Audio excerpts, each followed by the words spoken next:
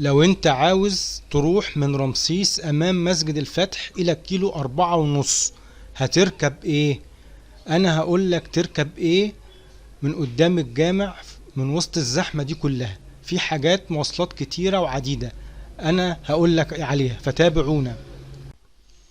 اركب ميكروباص بينادي من امام مسجد الفتح الكيلو 4.5، دي اول مواصلة تركبها ميكروباص.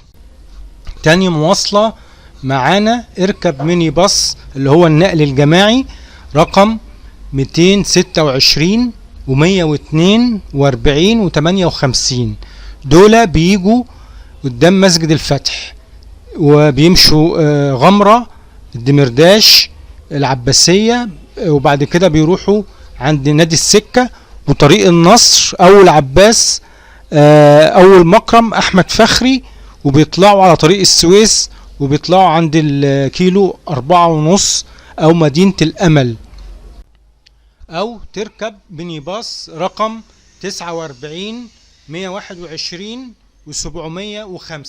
دول برضو بيروحوا كيلو 4.5 من قدام مسجد الفتح وبيمشوا طريق تاني بقى غمرة، دمرداش، العباسية، بعد كده يجي عند العباسية يطلع صلاح سالم، ما يخشش بقى على طول، لا يخش من صلاح سالم على شارع الطيران على رابعة على طريق النصر، ويخش برضو من اول عباس اول مكرم احمد فخري النادي الاهلي، وبعد كده يخش على مدينة الامل اللي هي كيلو 4.5.